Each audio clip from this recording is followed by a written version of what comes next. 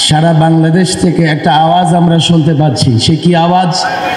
কাদিয়ানি গেছে যে পথে, সাদিয়ানি যাবে সে পথে। কাদিয়ানিরা ইংরেজদের দালাল ছিল, আর সাদিয়ানিরা ভারতের রয়ের দালাল।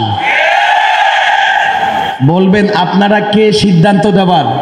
হ্যাঁ, 16 বছর রক্ত দিয়েছি, জেল খেটেছি, আমরা বাগানের মালিক, আর 16 দিনে তোমরা বাগানের মালিক হয়ে গেছো।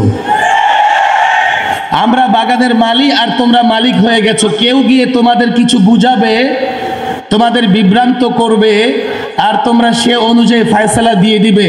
একবার ওলামাদের সঙ্গে পরামর্শ করবার প্রয়োজন বোধ করো নাই। তোমরা যতই আমাদেরকে মালি মনে করো আর নিজেদেরকে মালিক মনে করো, আমরাই বাংলাদেশের মালিক, জনগণ আমাদেরকে মালিকানা দিয়েছে। পরিষ্কার বলেছি, পরিষ্কার বলছি। এই সাদিয়ানিদের বড় ফিতনা হচ্ছে, এখন এই উপদেষ্টা পরিষদে তাদের কিছু লোকজন আছে, আমি নামই বলে ফেলি। ডক্টর আসিফ নজরুল সাহেব অত্যন্ত ভদ্র মানুষ, একজন বিচক্ষণ শিক্ষক, ভালো একজন মানুষ, কিন্তু তিনি সাদিয়ানিদের কথায় বিভ্রান্ত হয়েছেন বলে আমরা শুনতে পেরেছি।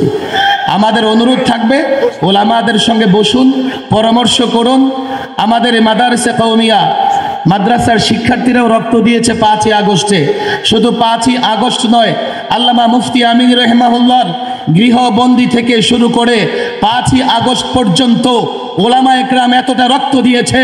এই যে আজকের এই মঞ্চে আমি যদি নাম বলি, একজন আলেম 2 বছর 2.5 বছর জেল খেটেছে।